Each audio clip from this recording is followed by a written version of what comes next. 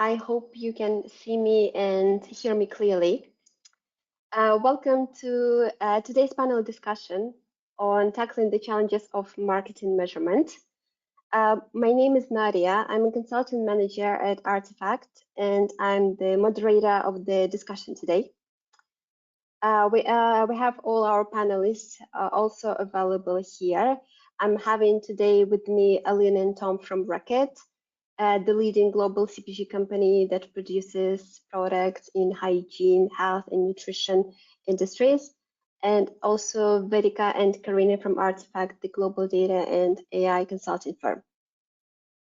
So our goal today and the goal of this webinar is to discuss what are the complexities of modern marketing analytics and discuss the common pitfalls and roadblocks in implementing the frequent marketing measurement into business operations. So let's start with the quick round of introductions. Vedika, would you like to go first? Yeah, sure. Happy to.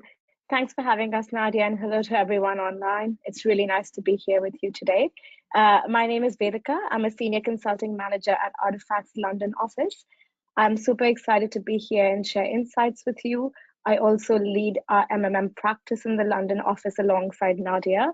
So stay tuned for a really exciting and insightful event. Tom?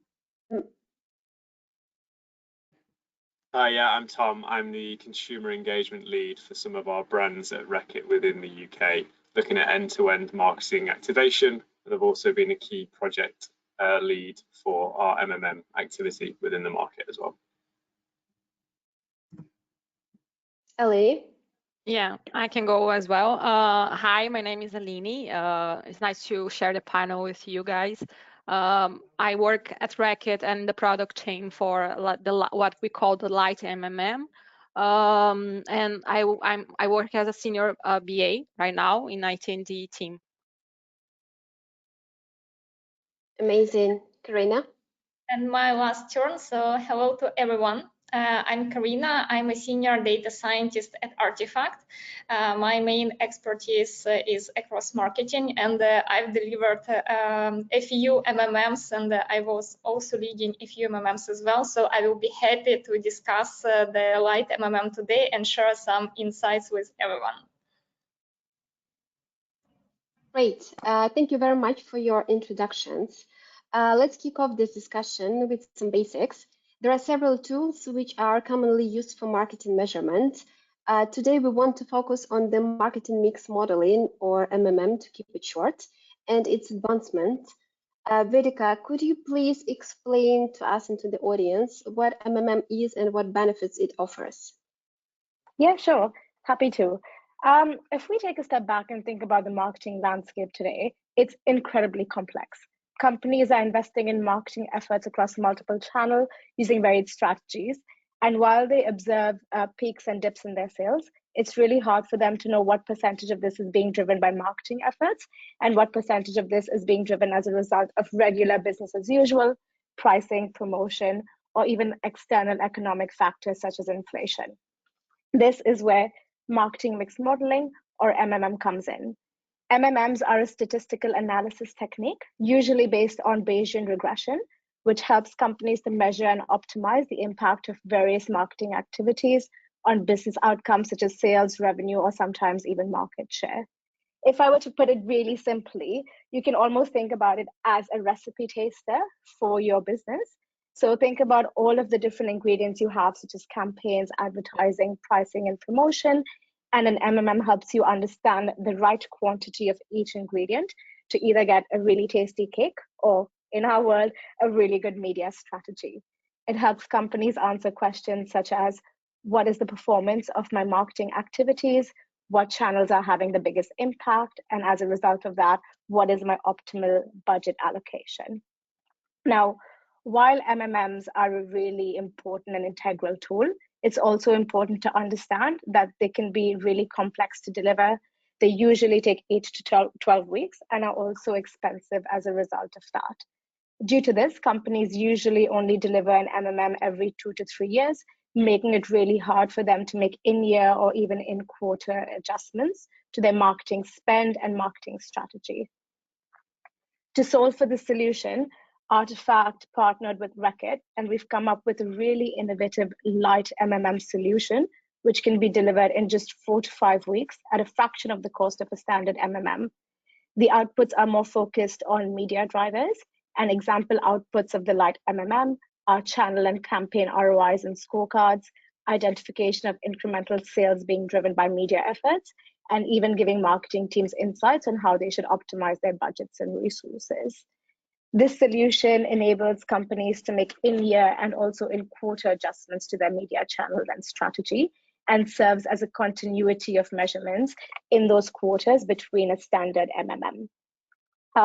We'll talk about this more during the webinar, but we've embarked on an incredible journey with Reckitt to develop, deploy, test, and scale this tool. We're currently scaling it across 23 brands and markets, with 23 of these brands and markets getting quarterly measurements and the ability to change their media spend and strategy regularly. It's truly a remarkable achievement. And in today's webinar, the team will be sharing more details on how you can use this tool, what are some of the challenges and strategies for scaling it successfully.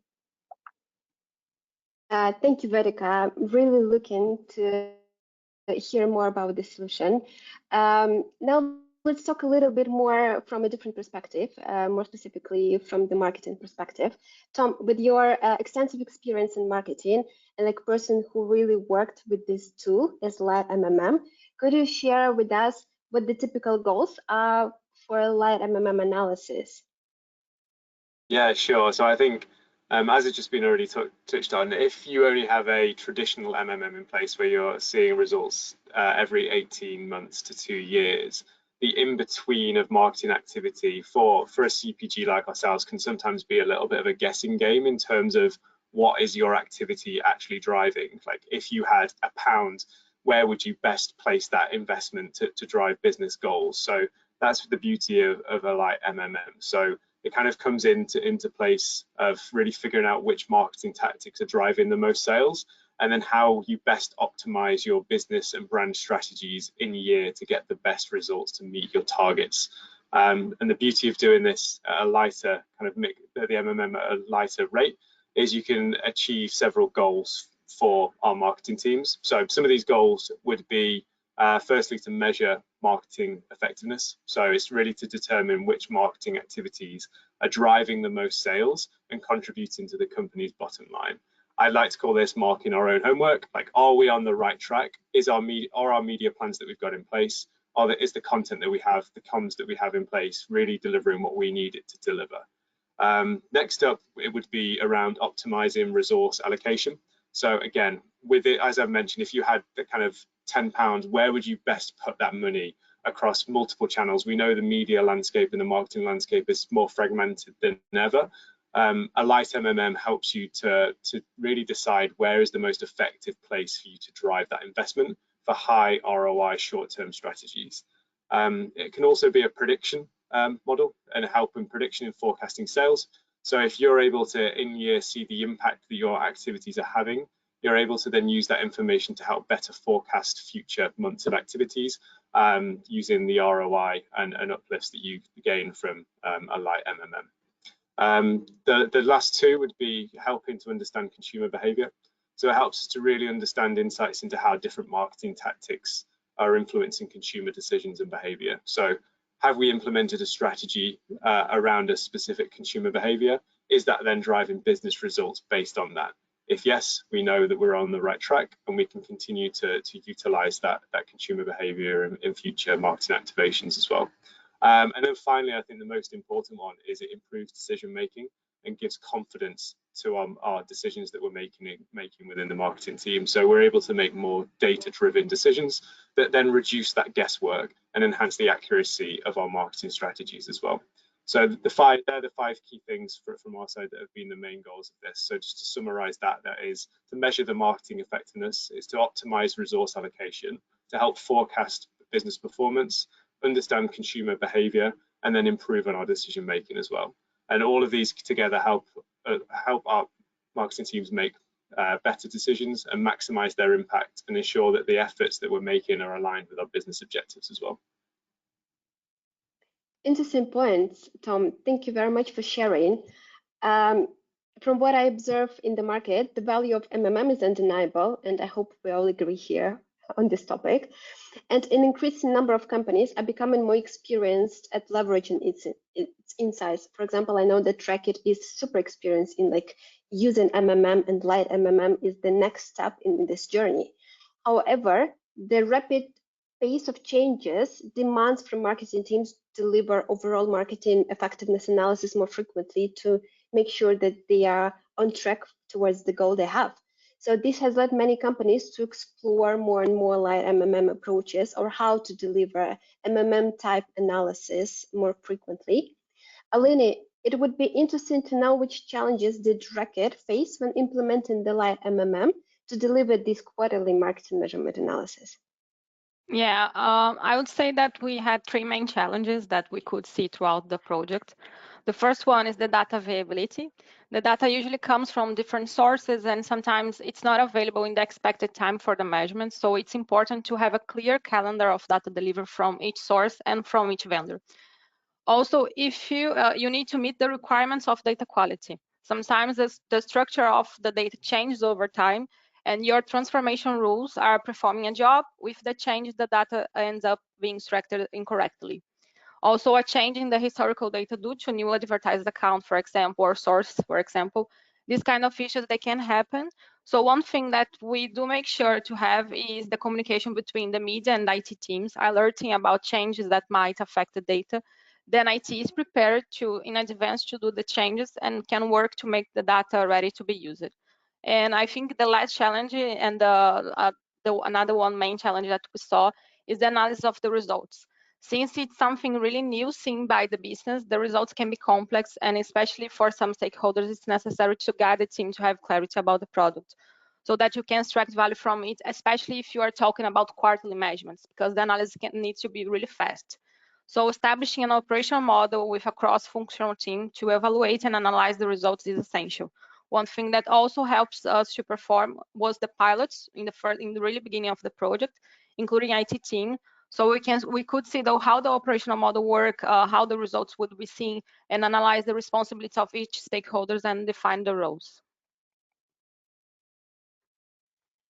Interesting. Vedika, given your experience with other companies as well, can you also share what are the common challenges do you see businesses face when they implement light MMM solutions? Yeah, definitely. Happy to.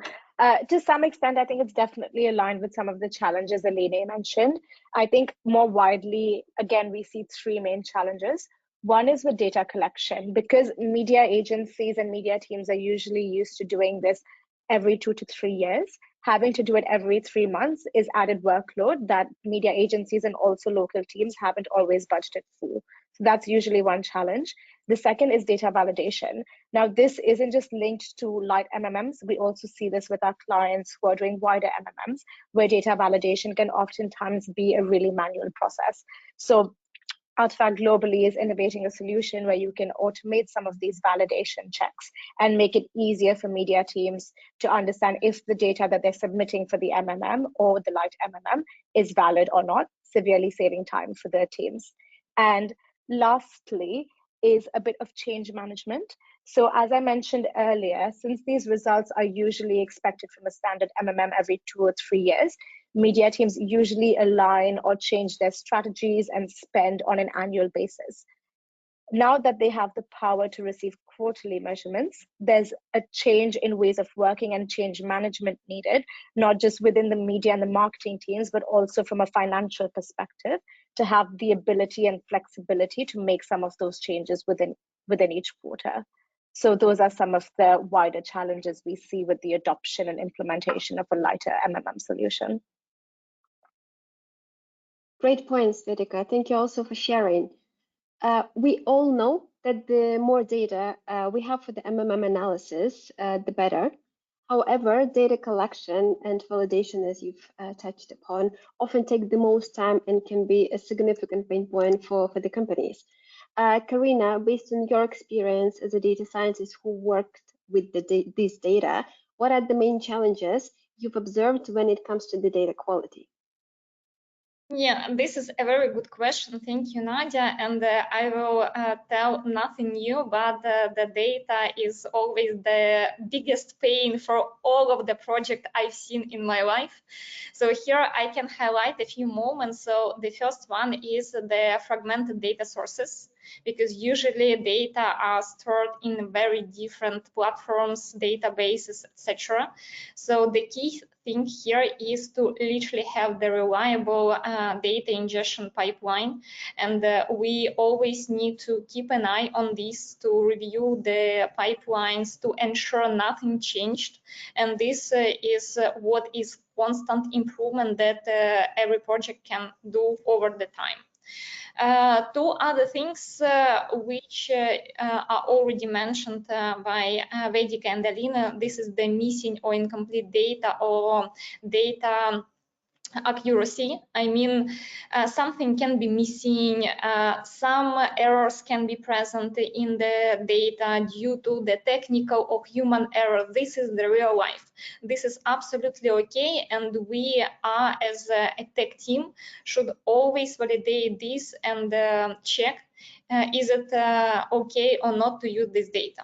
So for this, it's also very important to validate the data with the business, to come back and to check, is this enough reliable to push to the modeling phase. So these are the common challenges across all of the MMMs, not only light quarterly MMM that we're talking about, but for any MMM. But what is highly important for the quarterly measurement, this is the delayed data delivery. This can happen also due to the technical issues or delays from the media agencies, or anything can happen.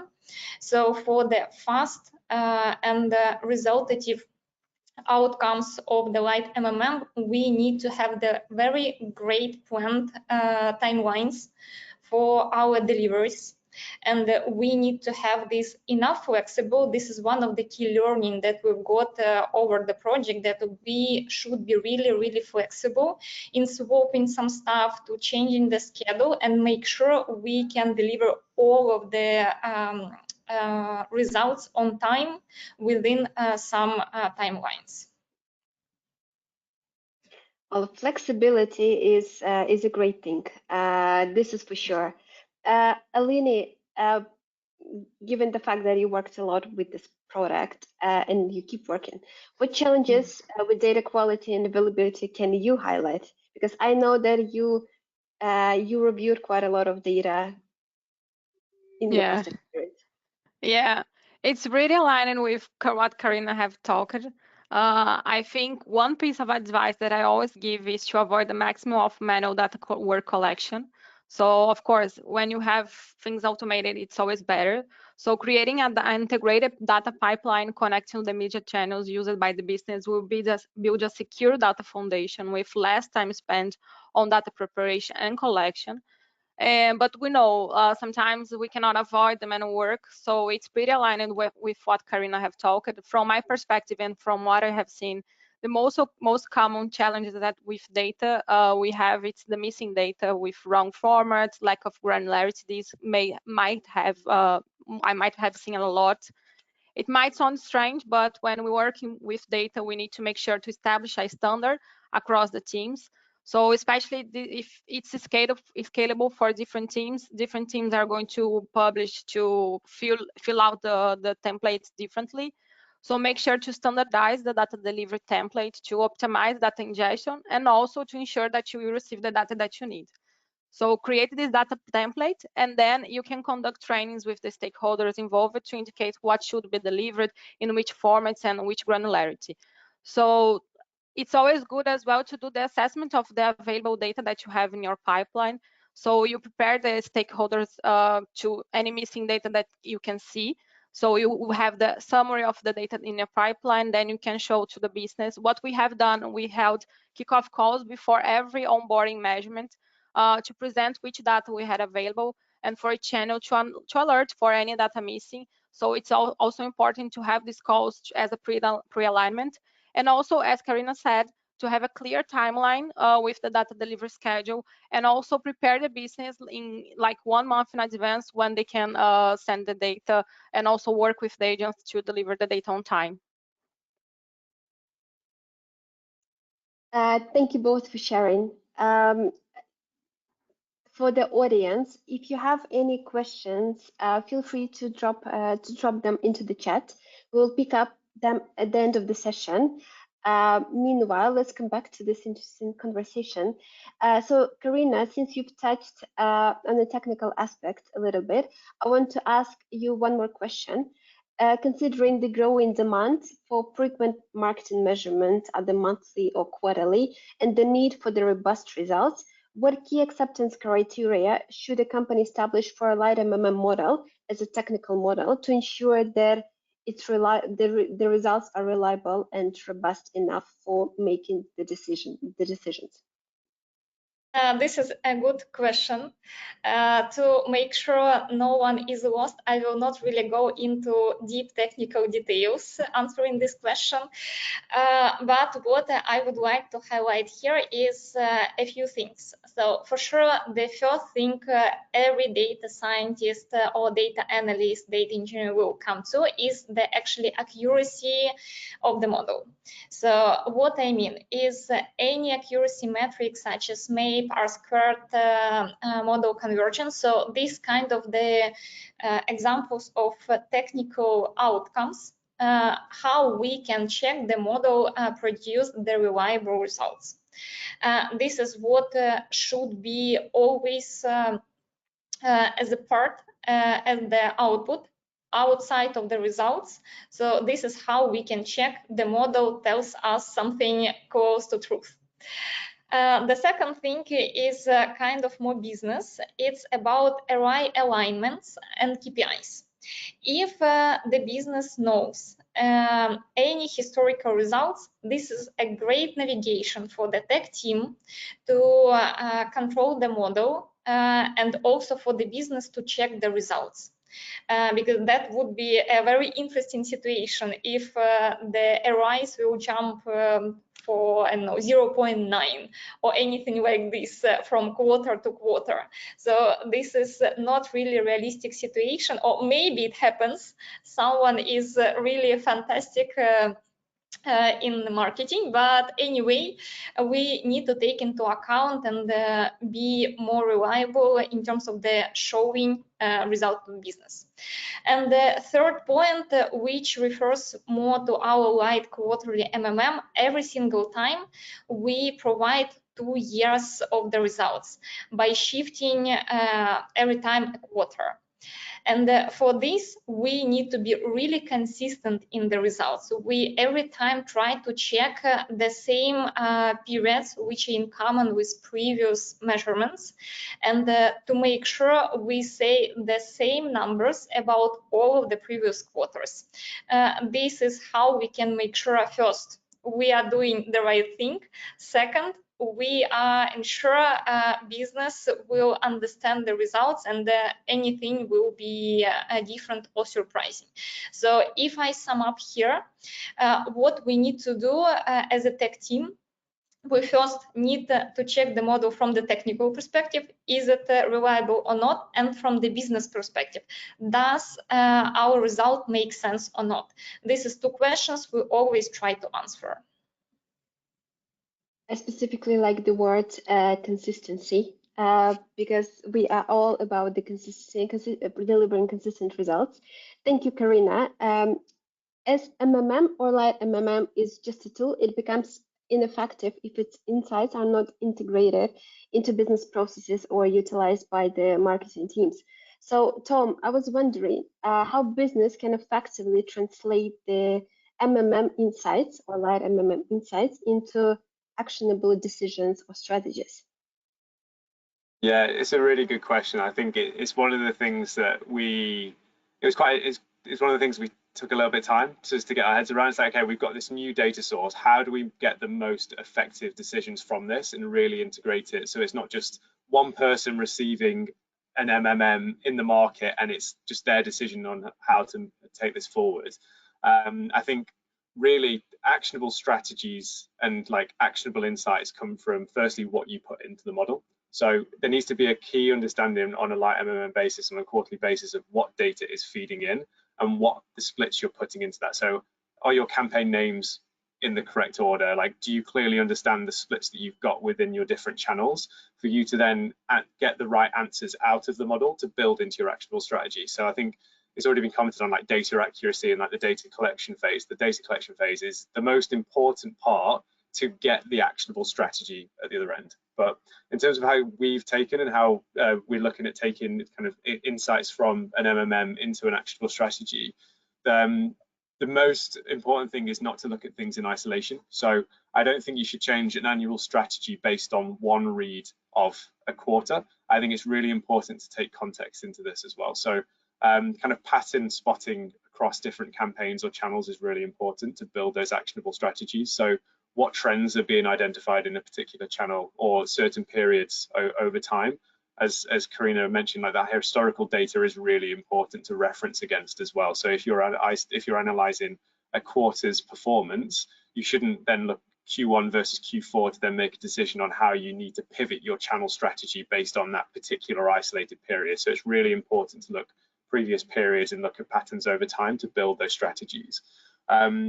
It's really important as well not just to look at the MMM data in isolation. So what I mean by that is we found the most value of building and changing our strategies when we look at this in collaboration with the data sources as well. So having cross-functional meetings with brand, with insights, to look at that data we're seeing from an MMM and how does that marry up versus equity performance that we see for the brand? How does that marry up versus the period that we're looking at from the brand performance? How's our market share, etc.?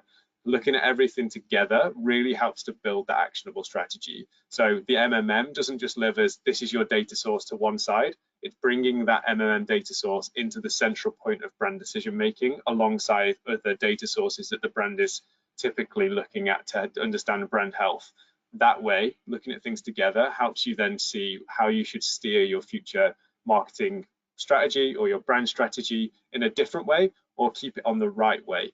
If you know that, for example, you've implemented something new this year, the MMM is telling you it's working well, great, carry on doing it. See if you then see that over time. If that pattern carries on over time, you're onto something. If something changes and you're seeing something not perform as well, see how you can then change your investment strategies and see if there's other places you can then spend that money to meet your brand objectives. So I think, again, to summarize, it's really about ensuring you've got the right data going in to get the right learnings coming out of it. And it's also not looking at MMM in isolation, especially if it's just if it's on a light MMM from a quarterly basis. Don't just look at that quarter in isolation. Take that MMM data, combine it with other data sources for the brand, and really see how you can steer the brand strategy in the right place. Perfect. An interesting perspective, Tom. Thank you. I couldn't agree more that the company should have a holistic view on all the marketing effectiveness reports and consider the context rather than just relying solely on one report, even if it's MMM. However, deploying even a single MMM requires close collaboration among multiple teams, including marketing managers, media agencies, data scientists, sometimes even data engineers. So, Vedika, how can we foster effective collaboration among all these parties to ensure that we will get success out of this light MMM implementation? Definitely. Thanks for that question, Nadia. And actually, it's really important because at the end of the day, you can have a really good model, but it's not going to work well unless all of the teams are working well collaboratively. So in terms of ensuring success from a collaboration standpoint, we always recommend that clients use agile ways of working, regular stand-ups, being aligned on timelines and priorities. The reality of the situation is that if you're scaling across 20 to 30 brands at the same time, there will be certain brands which will have issues with their data. There will be certain brands which will need measurements more urgently than others because they need to adjust their media spends. So making sure everyone is aligned and has a regular touch point enables the team to work flexibly, as Karina mentioned, and also adjust it based on business priorities. The second thing that I will mention in terms of ensuring collaboration is collaboration between the teams in terms of interpretation of the results. Data scientists will, of course, provide technical interpretation of the results of a light MMM, but you really need to work with the program manager and also with the media teams to really understand what this implies from an audience behavior standpoint and also on media strategy. So those would be my two main insights into why and how teams can collaborate effectively for a light MMM. Great. Aline, at Reckitt, you coordinate with stakeholders to ensure the smooth deployment of the project. Could you please share your insights on how effectively fostering this collaboration among data scientists, project managers, media teams, media agencies? Yeah, of course. I think this cross-functional collaboration is essential to the success of the project. I think each of the teams bring different expertise that can ensure that the product is driving the right value, of course. But first, when it comes to the collaboration of project managers and media teams, when doing a product analysis and discovery, checking with the data team which are the expectations from the product, which KPIs they want to see, which challenge they want to answer with the product, understanding their pain points and know how you can solve the problem with the product. Usually, and what came to our mind in the really beginning of the project was to have workshops for it. We had some user participants. Then the product team can discuss with the data scientists the requirements to be seen in the product, so they can translate into refinements, into improvements for the product to effectively build a roadmap, sharing with the media teams when they can expect these changes and have like a clear timeline. When it comes to the measurement timelines, it's also important to have a clear communication between teams, establishing a clear timeline to understand when the data needs to be delivered, when the media team will be able to see the results, so they can reassess the media planning and see how it can goes with the meeting with their team, for example. So we also have like a Gantt chart that we are sharing now in the quarterly management. So this also helps to give visibility for everyone. And when the first results are seen, the media team can also share how well the model predictions are aligned with the real world results, because they have all the knowledge of the brand. They know how it should perform. So they can also make feedbacks during the usage of the tool. So it's important also to have like a feedback survey to listen to the users. Well, thank you. I think it's super insightful, and I completely agree with you that it's very important to listen to the end users and have a clear roadmap to set up proper expectations. As we are approaching the end of this discussion, and there are still a few questions I want to ask, I would like to touch on scaling. I understand that Reckitt has successfully scaled the quarterly light MMM to over 20 countries across the globe. So, Aline, could you please share the key to successfully scaling this tool from a single campaign to the entire portfolio of brands and a long list of countries? Yeah, it's challenging, of course, but when it involves to expand the scope of the project, of the framework, you have to take into account the complexity and also the diversity of the multiple campaigns that are going to come, the multiple data that are going to come. So you have to also keep the accuracy of the results. So one key thing that we also see is to centralize every result in a user-friendly dashboard where the stakeholders can navigate smoothly to make the decisions. In this way, they can see the entire product portfolio easily, so they can see everything in one space. As you scale from a single campaign, as you said, to a product portfolio, the volume and the variety of data it increases. So it's important to standardize the data collection process, establishing formats and templates, like I said, also training the people that are going to fill it out, and make yourself and the teams are always available to answer some questions that might appear. And also it's great and important to implement automated data pipelines, as I said. The more automated work that you have in the data collection, the less pain points you're going to have also during the data collection. And when you mention scalable solutions, it's always good to keep everything on track to don't avoid manual work. And scaling solution to more markets and portfolio involve also complex coordination between data science, product team, business team, and other stakeholders. So you need to have a strong collaboration and communication among everyone to ensure the product stays aligned with the business objectives.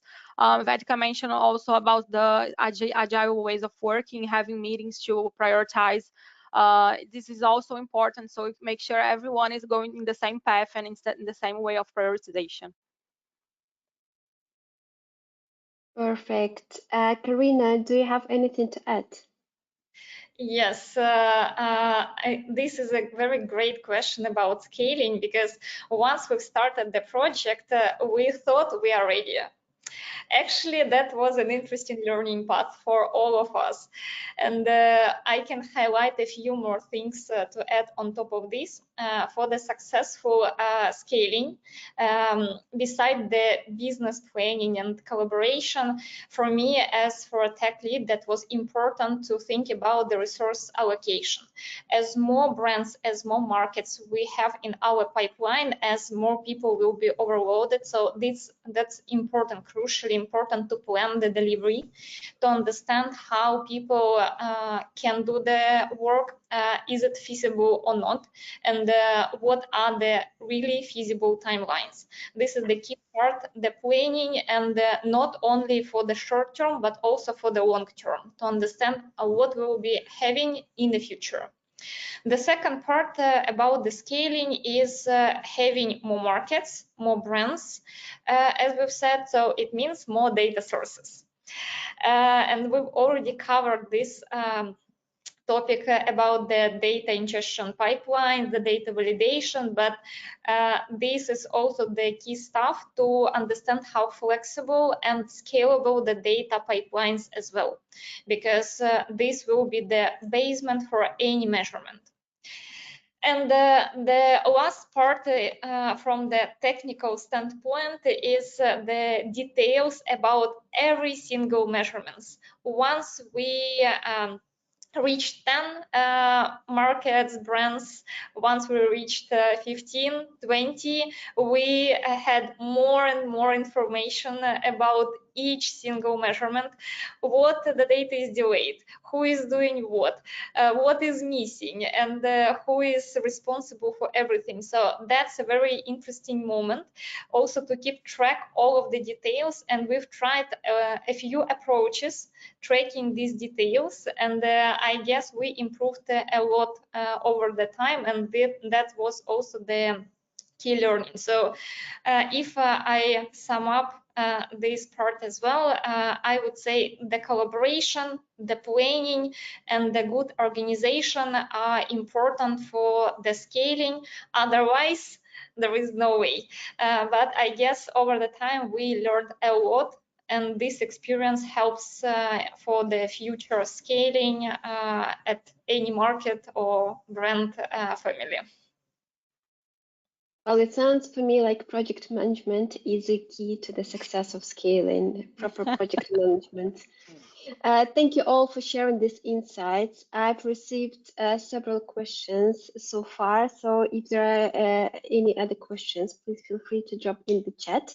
So I think it's time to answer to these questions as well. So I have the first question, Tom, for you. So what is the short-term and long-term impact of light MMM?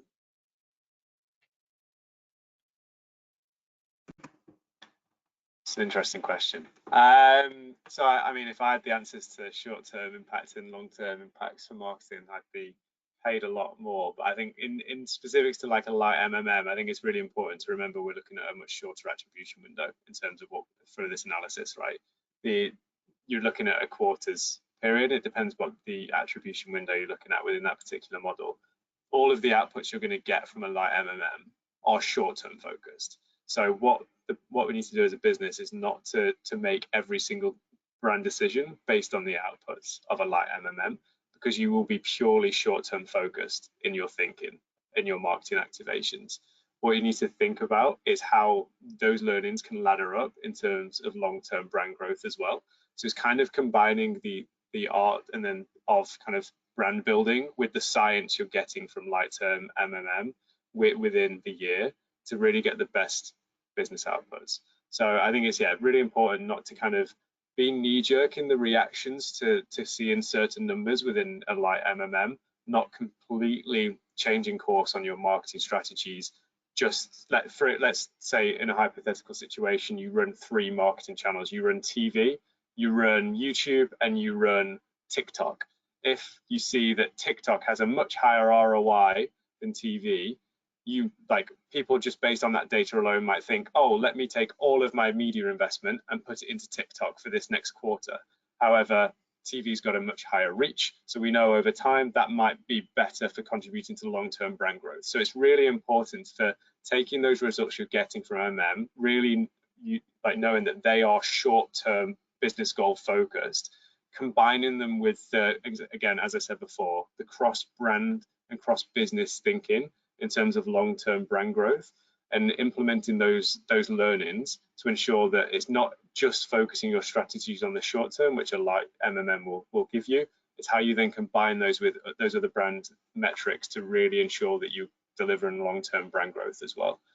So yeah, it's a bit of a combination piece, again, going back to kind of how you get those actionable strategies that I talked about before. The actionable strategies that you get out of a light MMM are going to be more short-term focused. They then need to be combined with other data points to give the long-term focus as well. It's super interesting. Thank you, Tom, for answering. There is one more question which I see to follow up the conversation about the data quality and availability. Karina, how much do you think it's better to plan for the data collection and data validation from your past experience? So this is a very great project planning question. This is what we've discussed a lot, and usually we stick to 5-6 weeks. Depends on the data delivery calendar. And we put some time for the data collection, and also we try to keep enough time for the data validation. And we also try to keep pretty much the same procedure from quarter to quarter, having the same data validation or data collection template. So the business gets more familiar with our templates and reports. So it's always easier and better, faster over the time for everyone to follow the procedure. But anyway, we never know what can happen, what data can be missing or incorrect. So it's always good to have, I would say, 5 to 6 weeks for the collection and validation. And just to add to what Karina said, I think Aline had touched upon this earlier, but it's really important to give markets and media teams early visibility into when the measurement is going to take place. So they have those couple of weeks before the measurement is actually due to start to collect and validate the data, which then doesn't impact the timelines or the intensity of the actual measurement, modeling, and validation of the results. Yeah, we usually now we are also putting like a buffer. So when we see that we need the deadline for data delivery, we always ask for the data like in 2 weeks in advance when we see the calendar. It's always good, and also do the assessment of the data that you have in the pipeline. Some data that are coming from API. It's always good to do the assessment before, because you can receive the data pretty quite in advance, this API data. So it's always good to make this plan and maybe arrange with the media team before and share the data, the API data before. And if I can just add something to this as well, I think it's like those timelines, it's critical that they're with the media agency as well. Like, we can't deliver any success of this if the media agency aren't aligned to how that falls in. I think it was mentioned before how like one of the challenges of a light MMM is the quarterly data collection piece. That is a very big change in the way of working for media agencies versus like a 2-year data collection, which typically happens with an MMM. The media agency needs to be fully on board, and the data release of certain channels needs to be aligned to when those collections happen as well. There's no point collecting all of this data and then you can't get the TV data because it's not being fully actualized and released yet. So I think it's a really key thing that the media agency helps to define when those timings are as well. Well, what I can take from this interesting discussion is that timing, project planning, having a buffer is like key for the whole project success. This is for sure. The last question, Vedika, I would like to ask you, given your all wide experience working with MMMs across different companies, sorry. So from your perspective, how cost effective is the light MMM solution, and and what is the main difference, for example, compared to the MMM? Yeah, happy to answer that. I'd say compared to a regular MMM, light MMMs are a lot more cost effective. And the reason for that, and this is something that we've done with Reckitt, is you're able to deliver, once you've actually scaled the model, 3 to 5 measurements for different brands at the same time. When you do a standard MMM, it's usually just one brand for one country being delivered at a time. Since you're able to deliver across 3 to 5 brands at the same time, the incremental cost per brand severely goes down.